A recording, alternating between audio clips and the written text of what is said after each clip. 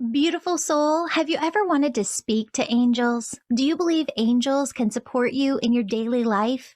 If this is you, go onto my website, theangelmedium.com, and sign up for our email list. As a gift for signing up, I'm going to send you 31 healing meditations that if you do daily, they're going to help you tap into your angels and your own intuition. Start using these today and you'll start to see changes in 31 days. Now take a deep breath.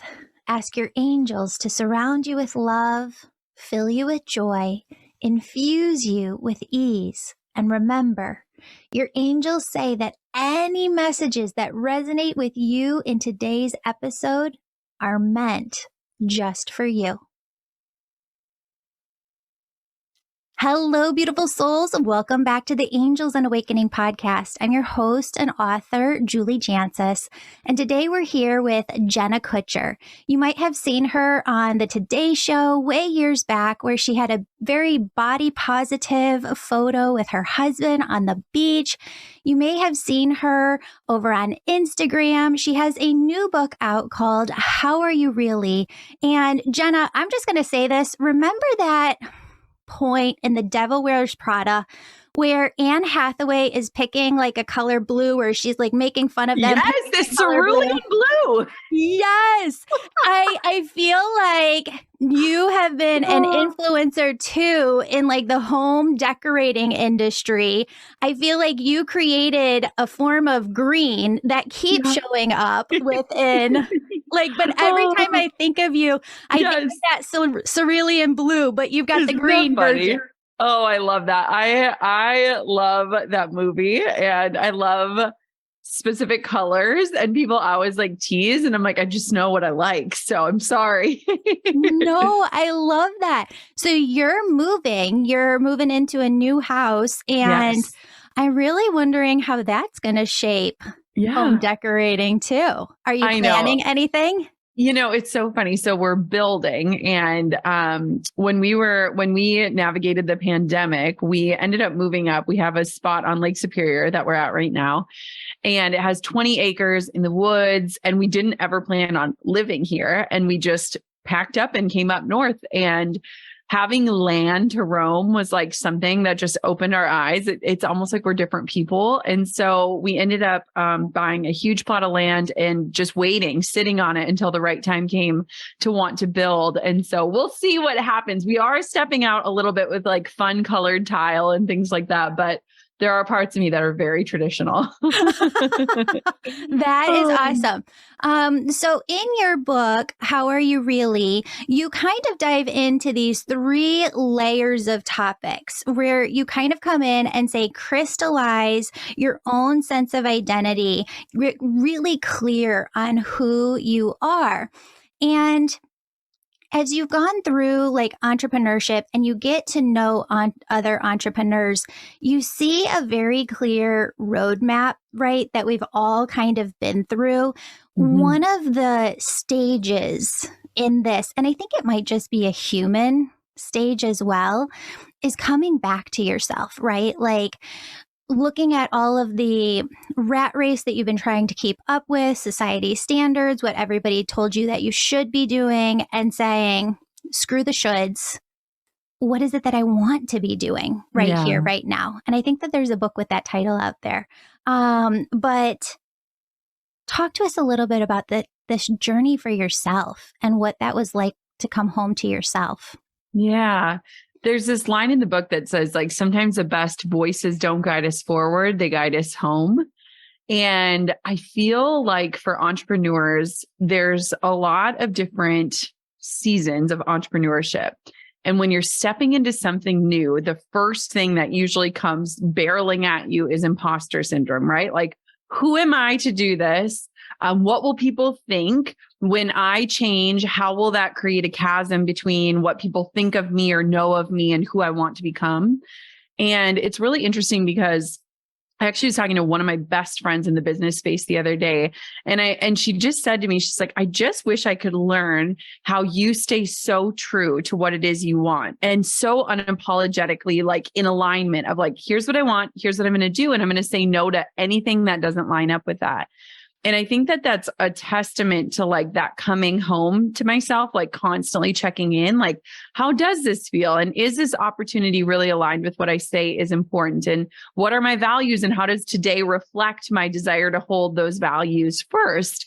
And I think a lot of that comes from that winding path of entrepreneurship where imposter syndrome comes in and we're like, our deepest desire is to just simply blend in so that nobody can call us out, right? Have you ever experienced that, Julie?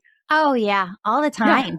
Yeah, 100%. it's really interesting, isn't it? And I think too, entrepreneurship almost requires us to like clothe ourselves in a new identity every time we want to pivot or change or step into a new space. It's almost like we have to like clothe ourselves with the identity and show up as that sort of person so that we build our own belief in ourselves while the world kind of adjusts to who we are and how they define us. Yeah. Did you find that you were that way as a kid? Because my mom says that I was the most stubborn child, never listened to anything. And she's like, you just kept going like a freight train in the direction that you wanted to go. Yeah, I remember this story that my parents tell me.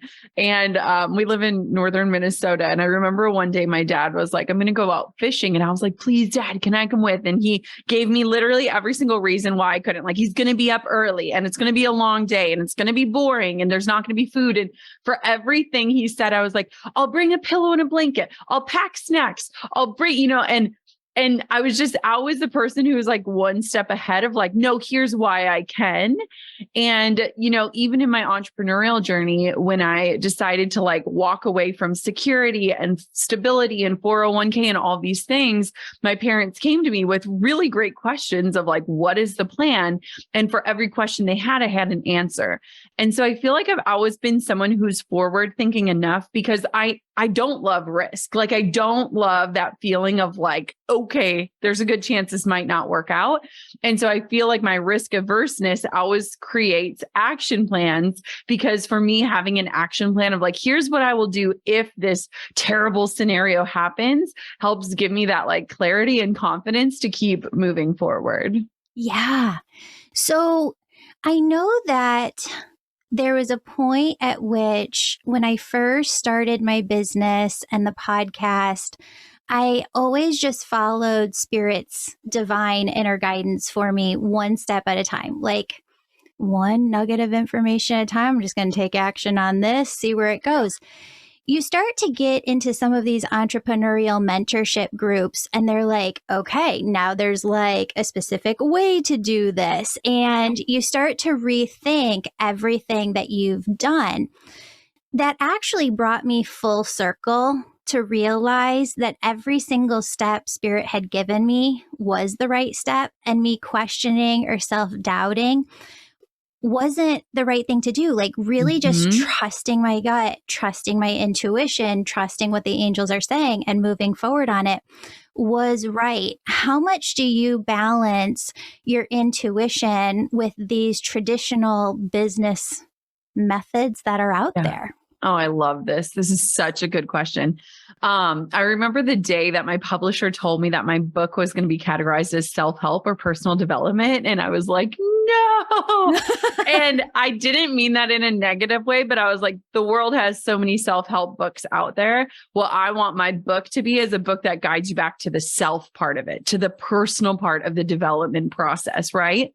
Because what I think has happened as a society is like, we're so obsessed with like, give me the skills, give me the systems, give me the strategies, like give me all these things. But what we've forgotten to do is like, look at the person and what we know to be true about the person and what is our inner truth of this person, so that as we develop, we do it in a way that reflects our personal desires and knowing and longings. And so it's been really interesting for me because being someone who is surrounded by some of the most brilliant minds, they all have ideas of what I should be doing or could be doing or ways I should be growing. And for me, like I have just really gotten good at taking all of the information in and just releasing what isn't meant for me. And I love Elizabeth Gilbert's book, Big Magic, where she talks about like ideas have energy. And like, if you're not the right person for the idea, it will move on. And a lot of times I almost have to envision like this idea just like bouncing to me and me being like, no, thank you. And then it like scoots to the right person because it helps me just release those like expectations of like, I have to be the person that fulfills this thing. And I've, developed many like different methods and tools in my own mind of like, here's how I take like what is actually meant for me. And here's how I just release the rest of it unapologetically. But I honestly think it is part of my secret sauce in having that deep knowing of like who I am as a person and trusting that first before putting like the world's or even my friends' like ideas and systems and strategies to work in my own life. That's amazing. So that kind of brings me to the second part of your book, where you really dive into mentorship, support. And I wrote a book recently, and I talk a lot about what I call your earthbound spirit team. So we all have a spirit team on the other side, angels, guides, loved ones who are always in our ear, talking through our intuition, speaking divine wisdom to us. But we also have that through connection and one another here. And we can be earth angels to one another here. How much has mentorship really helped you to expand both business-wise and personally? Oh, so much. And it's funny because a lot of times people ask me like, they want to get like the juicy scoop on like, which of my friends' circle is this? And a lot of times mentorship comes to me in people that you would never have heard their name before. And I think that's really important because, a lot of times, like when you find yourself in circles with people who have done incredible things, such a blessing, but it can lead you to like get further from yourself if you're not careful. And so for me, like I look for the voices that like keep guiding me and welcoming me home. And for me, that's like my college best friends. I was literally just voice texting with them. Like they've known me since I was 18 years old. It's my sister and my mom. It's my grandparents. It's like high school teachers. It's like the people who remind me of who I've always been. And so it's really interesting because I think I am very cautious about what voices and information I allow into my life and my space. And I also almost have to like set up boundaries or like guards in information that is coming from sources that maybe don't know who I really am, if that makes sense. Yeah. And so I just think it's really interesting, especially as we're walking out of the pandemic and kind of really looking around and saying like, who are my people? And like, where is my community? And like, who am I doing life with? And who am I sharing my dreams with? And who am I being honest with? And who am I leaning in with? And I think a lot of us are really lonely. And there's this line in the book that says like, loneliness isn't being in isolation. Loneliness is being surrounded, but not fully known. And so it's like, I want to put myself in places where I can like show up as like my funny self and like my deep self and like the mom version of me and the mom, like all of the different versions of me, because I feel like my identity is so multifaceted and nuanced that I feel most like myself when I'm in spaces where I can just be me fully.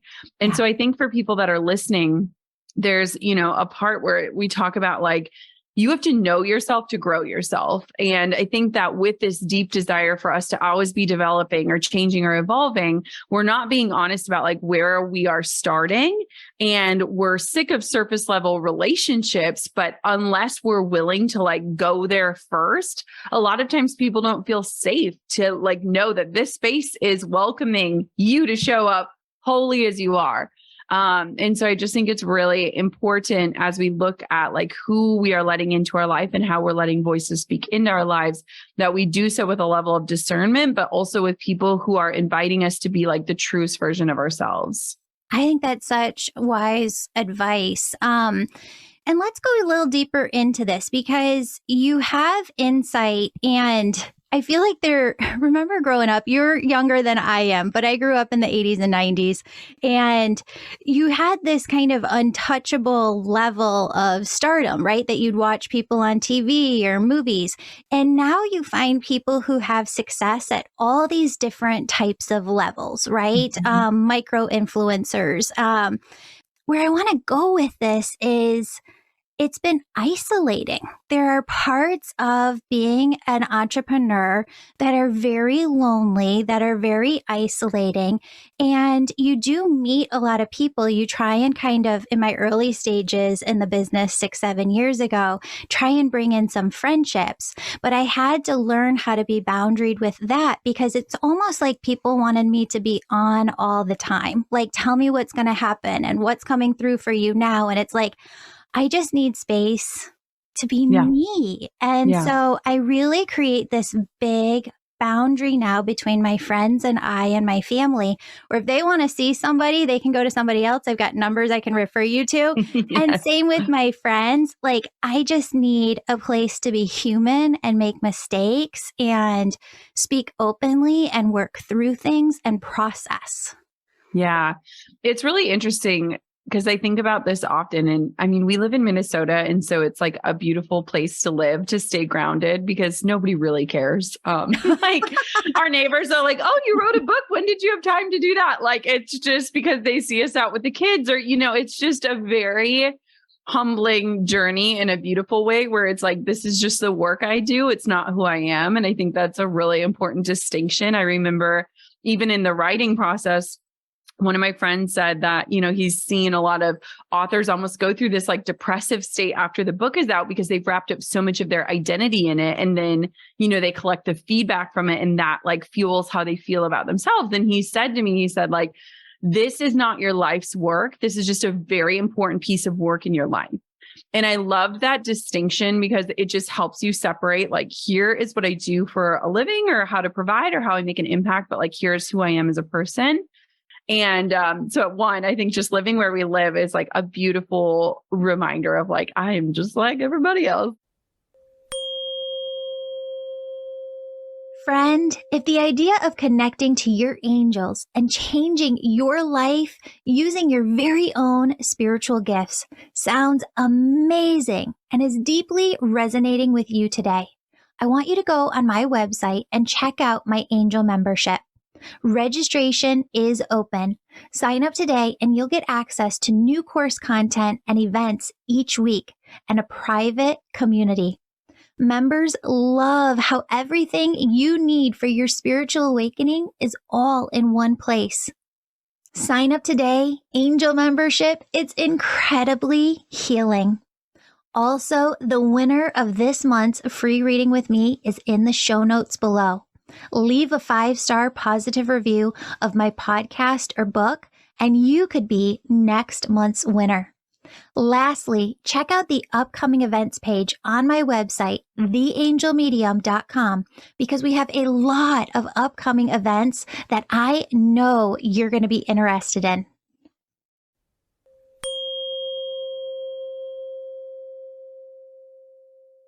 But on top of that as well, I have found that like the deepest relationships I have are people that have just been with me on the journey, right? It's not the people entering at this stage of the game. And I've had to really kind of understand that like, I'm not responsible for someone's experience with me. For example, I was like going through TSA with a 3-year-old and a newborn, and the 3-year-old's melting down and someone comes up and they're like, I'm a fan. And like, I was so excited to meet them, but it was like the worst moment. Like it was just a straight up mom moment, and you're just like, I'm in a moment right now and I really want this to be special for you, but like, I'm also a mom first. And so I've had to like learn to like release that feeling of like, I'm responsible for somebody's experience with me. And I would rather have them have a genuine experience than a fake one. And so it's really interesting, but to me, it's like, so precious to meet people that I've impacted, because I think a lot of times we're just head down in the work, you're stepping up to the mic or writing the post or like whatever. And it's really easy to forget that ripple effect. And so to be reminded of it is just like this beautiful call back into the work of like, this matters and what we do matters. And I love that too. Yeah. And I love that you talk about that as well. Like I see us all as souls as being completely equal. There isn't anybody who's higher or lower than another person. We're all just on our path doing our own thing and really encouraging one another and helping one another come to their own truth, which is really what your book speaks to. Let's talk about your grandma. You have a grandma that's on the other side. Hmm. How long has she been on the other side? 5 years. Okay. Was that during one of your miscarriages? And I'm so sorry to bring No, this no, up, no, no. but Bring it up. it's like a message that has come through actually over the years for you. And I actually think I reached out to your assistant one time. I was like, Jenna ever wants to come on the show or just talk? Like, I've got messages for her. Oh my gosh, I would have come on in a heartbeat. I am so open and like so like tapping into a lot of this lately. Yeah, so my grandma met or was with me when I was pregnant for the first time. And then like in between our losses, she left. And so it was interesting because she had never experienced miscarriage before. And so I think it was just something like that was really interesting to like navigate. So there was something coming through because there was more than one miscarriage, correct? And Mhm. what she was bringing through back in the day, and as I was getting closer to this interview, she said, would you please tell her? And I said, yes, of course. I see, Jenna, sometimes that a soul wants to come through, that they're not able to come through at that moment. But it's not like that soul is still on the other side. She said sometimes you think of these baby souls like they're still over there. And she said, would you tell her they're not? They're with you. Because the souls that were trying to come through, even in multiple different pregnancies, are the babies that you have here and now. I totally receive that and understand that. And I feel that. Yeah. And it's kind of crazy because it's like, I feel like with miscarriage, it's such an interesting loss in the sense of like you're almost robbed of future joy, where Mhm. there's no other loss on the planet where like you're then afraid to like enter in to some sort of desire. You know what I mean? Yeah. And so it's really interesting because, yeah, she knew, and I still have this plant that she gave me when we lost our baby that I like. It is my love fern that I will keep alive. Yes. Because I just think about that season a lot. And then it's like, to me now, I can see in the path that like I wasn't ready. And I'm not saying that that was why the losses happened, but like the loss and the souls were like the teachers that I needed to become who I was meant to become to be the mother I wanted to be. And she said this 3 times too. And the time, you needed more time to get to that point. She said, that time was a gift, even though it didn't look like that in the moment.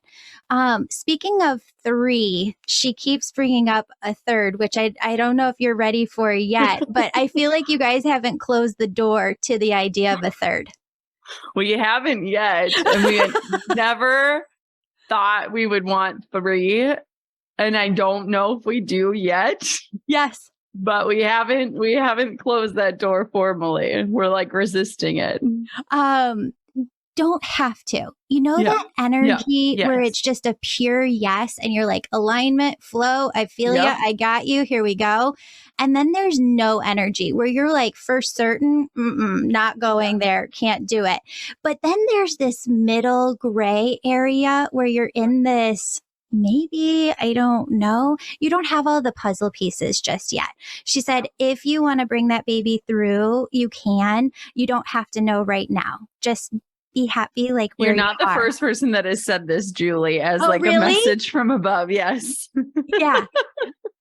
Your mind works in a way where it likes to categorize things and organize stuff, and you just like to have answers sometimes. Yeah. And I feel like just being in the I don't know is Yeah. the lesson itself. Yeah. And I'm like actually allowing myself to sit with things a little bit more and not try to rush it because I am very linear. I've discovered that I have ADHD, which is something my parents never told me. Yep. For years and years and years. And like I don't think they fully knew. But now it's been so interesting, like unpacking a lot of my tendencies or like even the way that I work or my brain works, which is really interesting. Okay. And that totally reminded me where I wanted to go before, but I do have one more message, but this is for your mom because this is your Okay. mom's mom, correct? Is this Mm-mm. dad's mom? Mhm. Okay. But they were very close. They were very close. This is for your mom for the future too, but also now there's people that she misses on the other side that she thinks about a lot. And I like to teach people to think about our loved ones on the other side in a different way, which is we believe in the concept of a higher self, right? Like a part of you is always in heaven, a part of you is always here. Well, if your soul returns to heaven when you pass the other side, your higher self was always there. You're just coming home to yourself. And so what they need her to know is to think of those loved ones on the other side as she can connect through her higher self to be with their energy. Does that make sense? Yeah, I love that. Yay. I love all of this stuff, Julie. And I feel like lately we've just been getting so many like signs, things, energy. Like it has been wild. Like I feel like the frequency has just been cranked up in a wild way. Well, that's what I want to go into too, because when you kind of open yourself up to God, universe, source and say, I'm a tool, work through me, they do. They come in and just work like this force. So I can see where they're like pulling back even more layers. Here's what I'm going to say for people who listen to the podcast. You think in life you can't grow anymore. And then you can. Oh yeah. You're put through this and you're put through this and you're tested in this way. And it can be big and overwhelming as a business owner too sometimes because it's on a different level and you've got employees to take care of and this and that going on. Do you have a spiritual practice? Because that's what your grandma said just now too. They're calling you to that spiritual practice of like really some automatic writing or some morning pages because you're like open portal right now. A lot is coming through downloads for you. Oh, tell me everything. Keep this coming. I literally just bought a journal the other day to start writing like pen to paper again. And I have been meditating, which is something that I said I could never do because of the way my brain is. Yeah. And over the last like 60 days, I've been every single day. And I do it a lot when I'm nursing my baby. Like I will just meditate and it's crazy how I can like drop in so much faster now. But yeah, I literally just bought a brand new notebook like 3 days ago to start like journaling again and just like writing things down. So did you know that there's two philosophies of thought on meditation? There's more the traditional like Eastern philosophy of thought where you are just sitting in lotus position, clearing out your thoughts, but not doing anything else. Yep. Then there's kind of more the Eckhart Tolle method of it's a vibrational frequency. When people talk about higher vibe, I call it oneness. You're stepping into the highest vibration that is. Your soul is God's energy. My soul, all souls are God's energy. So you're stepping into that frequency. But in this philosophy, you carry it with you in your everyday, like all the time. That's me. Yes. Yes. And it's crazy too, because I can like literally just like calm, like I can feel my nervous system calm. And I feel like that I used to think that meditation was the like emptying of your brain, and my brain is a busy place, let me tell you. And so I could never subscribe to that because I was like, my brain is just like always going. But to me now I look at meditation as like having an awareness around my thoughts and being able to like thought shepherd, like, thank you for this thought. And now I'm coming back home and like, just like coming back to my breath, coming back to like the sounds. Like the other day I was meditating and I like didn't have headphones in, didn't have a meditation playing. And I was just listening to like my daughter and my husband playing and like just this awareness. And it like makes the world just like so much richer because you're awake to it. It's so cool. It's so cool. So this ties into your ADHD, and I'm wondering if you've identified this about yourself too, because I just identified this about myself. I didn't realize that one form of anxiety is overachievement, where you feel like you have to keep going, keep doing. It's never good enough, keep creating. Do you find that within yourself? I find that I want to be productive all the time. Like even when I have like a 5-minute window, it's like, what can I do that is like doing, not being? And so for me, rest takes just as much work as working does, if not more. Like it takes more intentional thought and practice to be still than to like go full steam ahead. That's easy for me. That's autopilot. And so it's like, how do I get comfortable with being uncomfortable with being still, which is so fascinating. Yes. And Who wrote Atlas of the Heart? Brene Brown. Oh, yeah. Yep. I Yeah. think she's got this down 110%. Yes. Yes. But the ADHD part, I think a lot of our parents thought it was like a hyperactivity, but in females, it's not. It's a hyperness of the thoughts. Like your thoughts are on auto speed. And you get obsessed.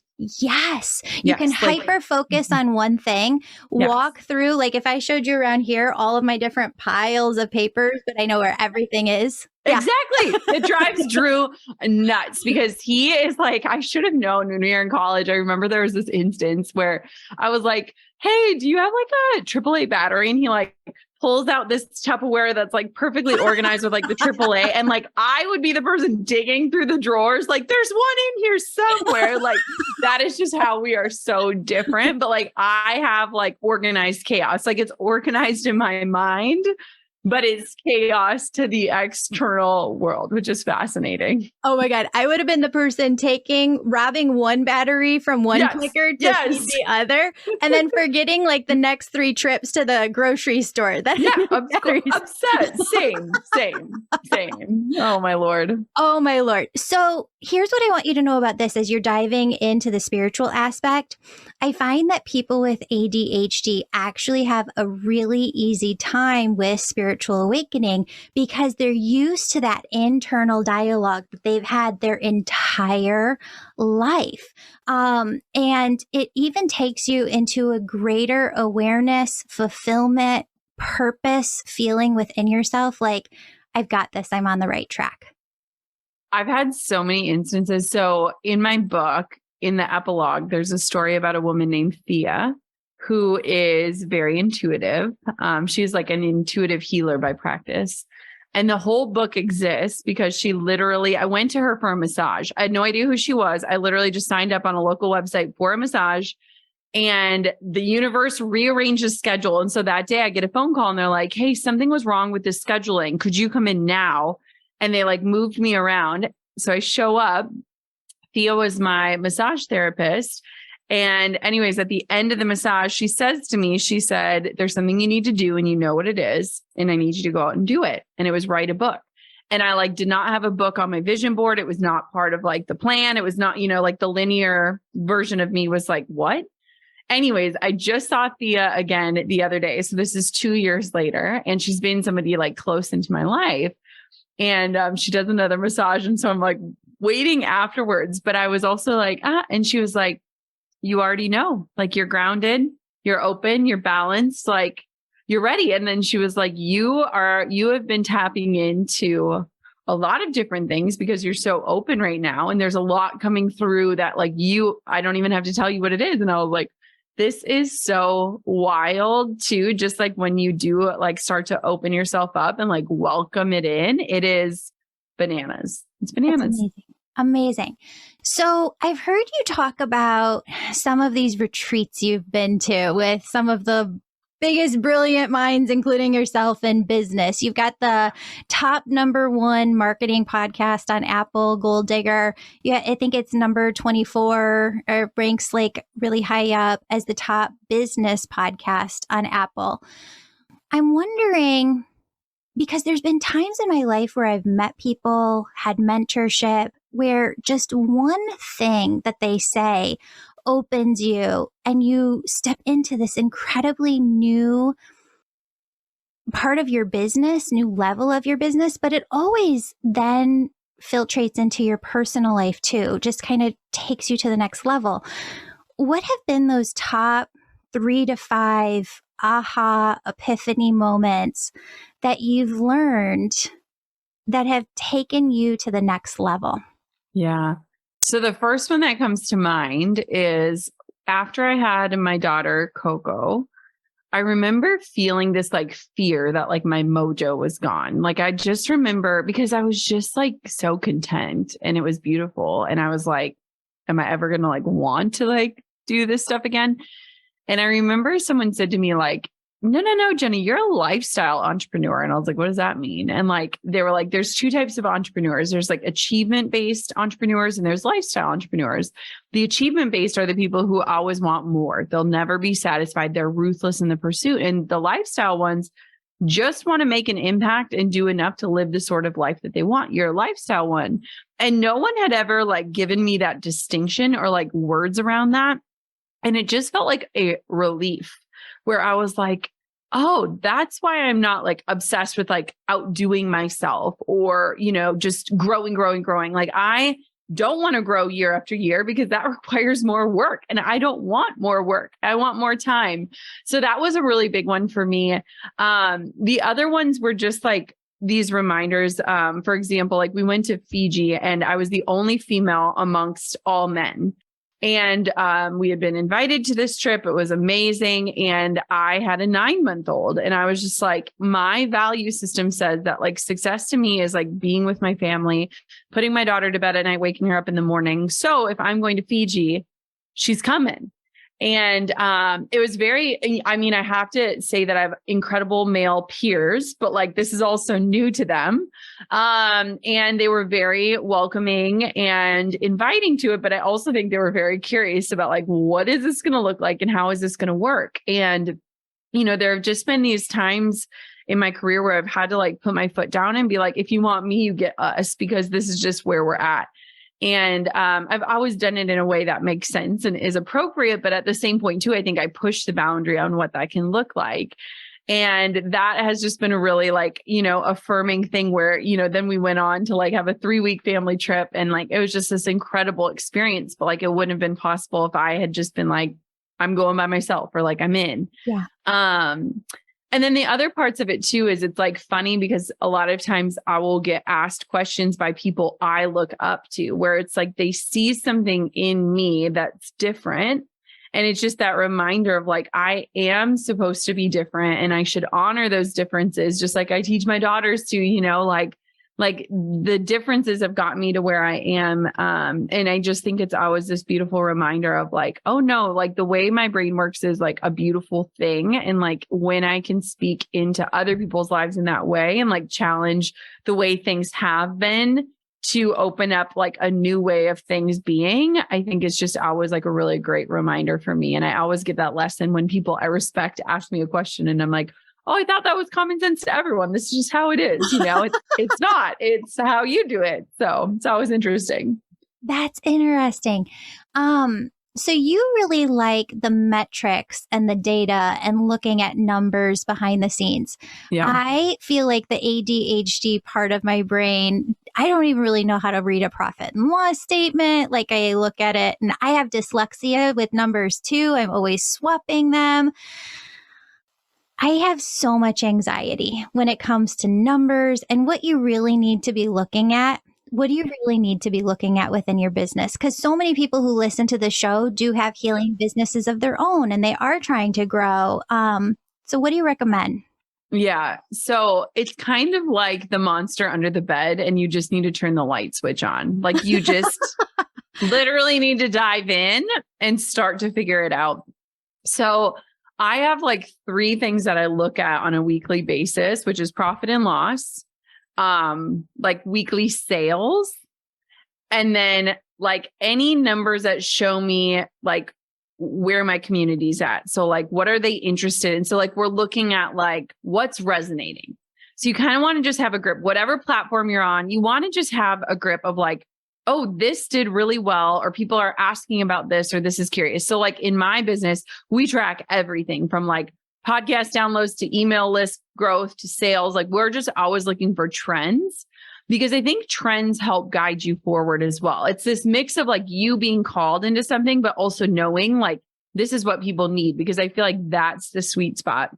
And so one of the things that I think people get wrong, especially in businesses like this, is because you're passionate and gifted. It's almost like Drew and I joke about this because up in northern Minnesota, like all of the skilled workers need virtual assistants so badly because it's like the dude that's the welder is trying to do invoices and like doesn't even know how to create them. And then they're sending an invoice 8 months later. And we're like, how is this working? But it's like the creative minds that can't get help because they don't even know what help looks like.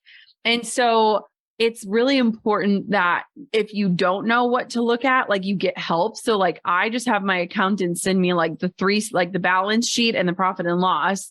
And I just look at those because I'm like, if I saw everything, I'd be so overwhelmed and I wouldn't even know. So I'm like, tell me what's most important to be looking at. But what happens is a lot of times because we're afraid to look, we are either overvaluing our time or undervaluing it. And we only know that at the end of the year when it's tax time and we're like, oh, wait, I thought I made a lot more money. Or like, oh, if I would have like doubled down on this one thing that was responsible for 80% of my profits, I probably would have grown. Like, and so it's really fascinating because it's like when you keep a pulse on it, it helps tell you when things are going off course or where you can like really maximize your efforts. There's Pareto's principle, which is like the 90-10 rule, where it's like 90% of your results will come from 10% of your efforts. And I think what happens is, especially from a financial standpoint, is because we're multi-passionate, we're always like trying to go wide instead of going deep. And that's the problem, is because we're just like, here's another product idea, here's another course, here's another offer, here's another thing. I can make money doing all these things, when in reality, if we just did one thing really well and like created a system around it, we would probably make more, but we would probably work less. Does that make sense? Interesting. So I've gotten to ask so many women this question. I'm excited to see your answer too. Okay. Is balance real?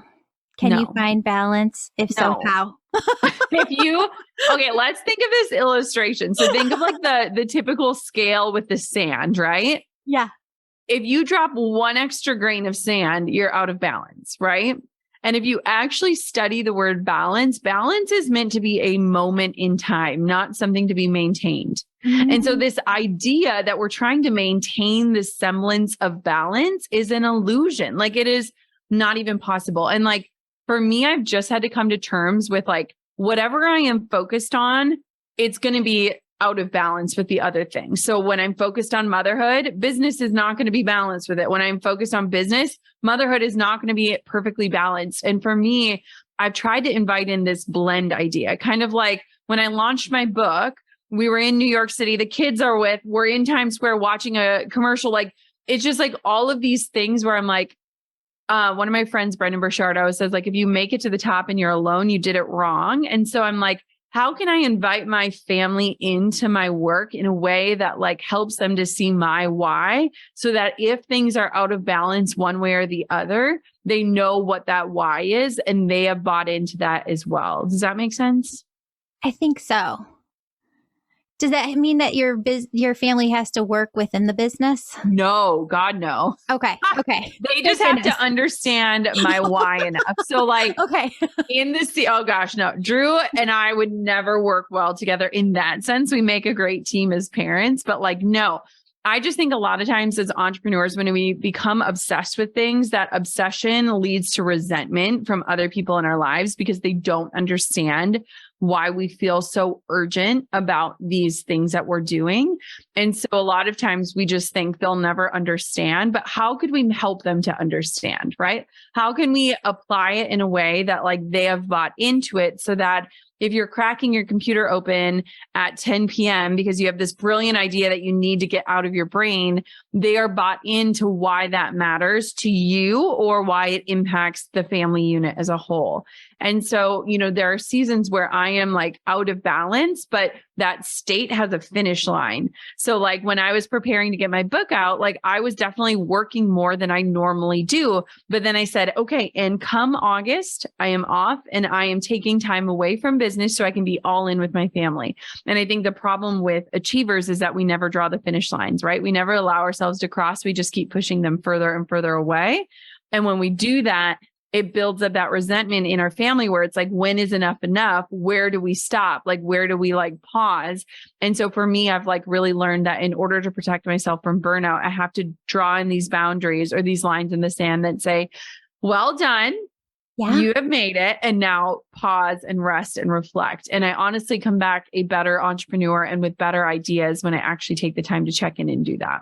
Yeah, I get that on such a strong level. I think Blake and I, throughout like our 15 years of marriage, have come to that through so many conversations and at the beginning tiffs because he didn't understand. But you like some folks that I have interviewed too said the exact same thing in a different way. There's no balance in your days or your weeks, but there's balance in your months and the seasons. Yeah. And so I started to realize he's a teacher. I can take the summer. And for the last 2 months, I've gotten to work like 10, 15 hours a week and just be home with my kiddo and enjoy the summer. So it's been really great. Yeah. Good. Jenna, your book is called How Are You Really? It dives deep into helping folks really crystallize their own sense of identity, understand how to build your own earthbound spirit team, really take action in your life. Tell people where they can find you in the book. Yeah, you can find me anywhere online. I'm very easy to find at Jenna Kutcher. Or jennakutcher.com. And then the book, How Are You Really? You can go to howareyourreallybook.com or just go wherever books are sold. How Are You Really is the book. And I think you will love it. Yay. Jenna, thank you so much for being here and spending your time with us. Yes. Thanks for having me. This is amazing. Of course.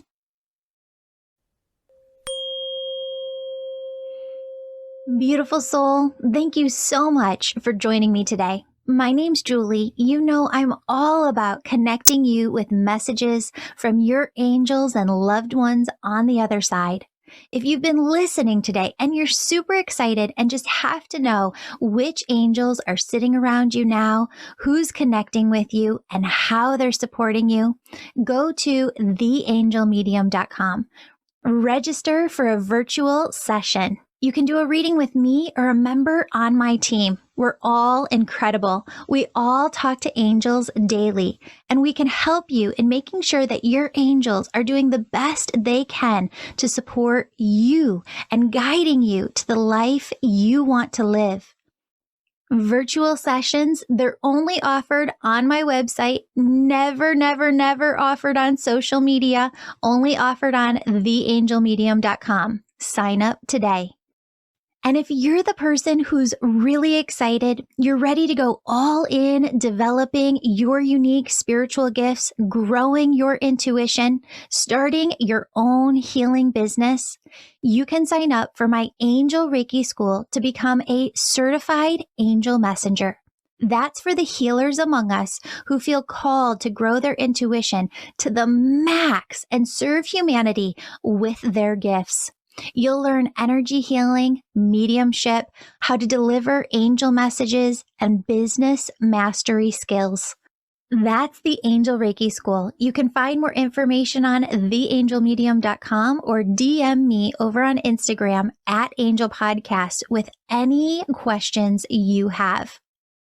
Friends, before you go, connect with your angels by placing your hand on your heart, taking a deep breath. Imagine a doorway filled with God's unconditional love in front of you. I want you to step into that love in front of you.